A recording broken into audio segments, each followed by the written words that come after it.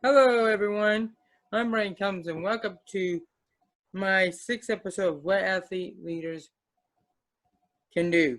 Today, I have Francine Smith, our Area 10 Regional Manager. Thank you for coming on. Well, thanks for having me, Brian. I appreciate it. How have you been? I've been doing pretty good. Trying to keep busy, but it's been great. We've got lots going on with Special Olympics, so I have been busy. How long have you been involved in Special Olympics? Well, I have a daughter. Her name's Caitlin, and she's a Special Olympics athlete. She's 29 this year, and she started when she was 8 years old. So that's 21 years that I've had some type of involvement in Special Olympics. Now, when she was little, I was more of just a parent, and I would, go and support and things like that. But when she got older and we moved to Indiana, I got a little more involved. And when we moved to Indiana around 2004, I started volunteering with the Gibson County group. So so I got to start coaching, and I was on a county management team and things like that. And then I applied for this position, which is the South Regional Manager of Special Olympics. And I got this job a little over 5 years ago. So I've been doing that and have worked for Special Olympics ever since, and absolutely love it. It's a very fulfilling position. Okay, what has been the most challenging part of your job during COVID-19? Well, with my job, because I help with 20 counties in the south part of Indiana, I travel a lot. And I haven't gone anywhere since March. So really, that's been a big challenge. I was used to traveling, to different counties at least once or twice a week. And since the COVID and we stopped, holding competitions and things like that, I haven't traveled. I've done everything on Zoom. So really, that's been the most challenging part, is not getting out there and seeing everybody. What have you been doing to stay healthy and positive?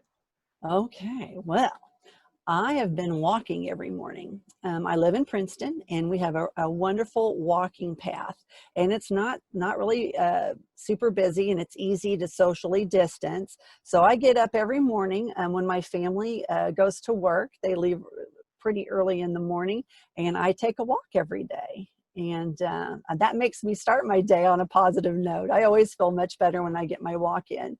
I walk for just about an hour every morning. Ah. Yeah. What shows have you been watching? Well, this one's kind of a twofer here. I started listening to a podcast, and it's called The Office Ladies. So do you remember The Office? It was a sitcom for, yes. All right. So Jenna Fisher and Angela Kinsey host a podcast. So every week I listen to their podcast and I watch an episode of The Office with it. And really, I've kind of been jumping ahead a little bit because I love The Office. It's just so much fun. So that's really been my mainstay, watching The Office, and just a few different shows like that. A little bit of Netflix, and that's about it. What do you look forward to when Special Olympics returns?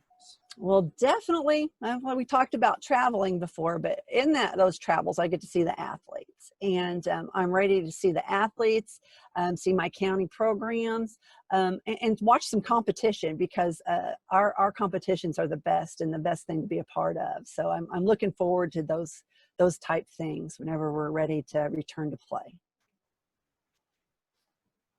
What did you think about the webinars? Well, we'll talk about my daughter again, Caitlin. She is an athlete leader, and she was attending those athlete leadership webinars on Saturday morning. So she needed somebody to be with her for some of the time. So I just sat and watched with her, or I would watch on Facebook, and absolutely loved it. I thought it was very informative. If you want to be an athlete leader, oh my gosh. I mean, because you didn't have to be an athlete leader to listen to the webinars. They were the best. And I will say a couple of those weekends I was listening on Facebook while I was painting my hallway. So it was nice painting, listening. But yeah, I love those webinars. I hope they continue with something like that in the future, because it was just, it was a great resource for everybody, I thought. Funny question. If you could travel anywhere possible, where would you go? Well, I like to travel. I like to travel a lot. So I really can't say just one place. We take a family vacation in July every year.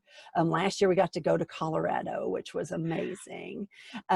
This year we were planning to go to Washington, D.C., but because of the COVID and the pandemic, we're not going to be traveling very far. Those plans have changed, and I think we're just going to do a little family trip down, maybe to the land between the lakes in Kentucky, right? But if I had my druthers, if I could go anywhere, the beach. I love to go to the ocean. It's so much fun.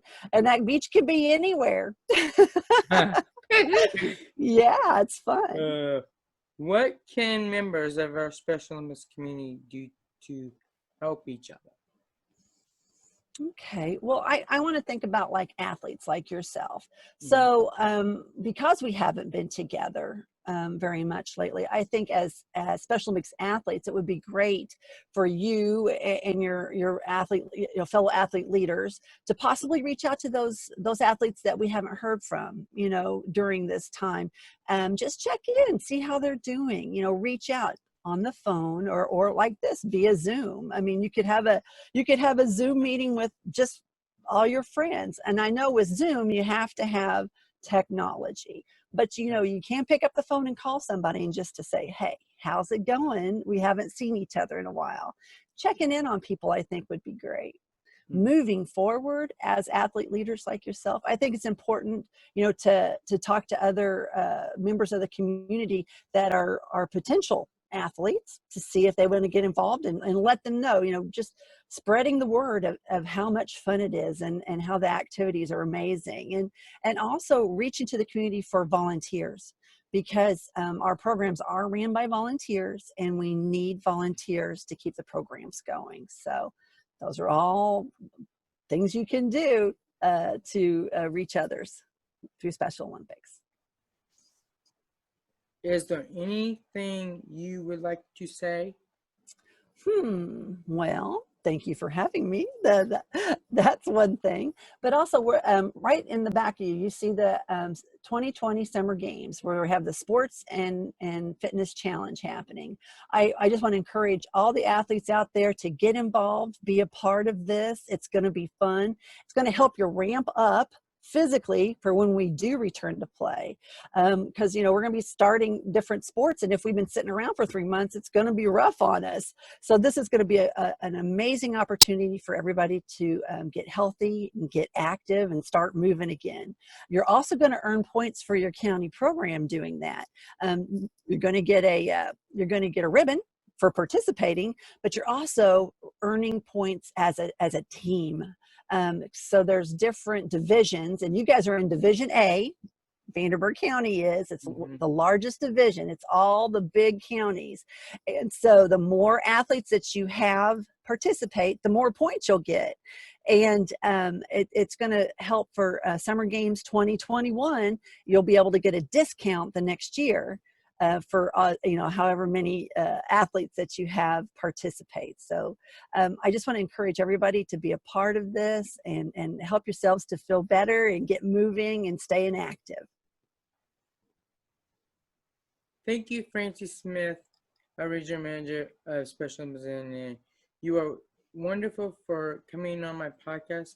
I will have to have you back on with updates on how things are going. That sounds great. I can't wait to be back again. Thanks, Brian.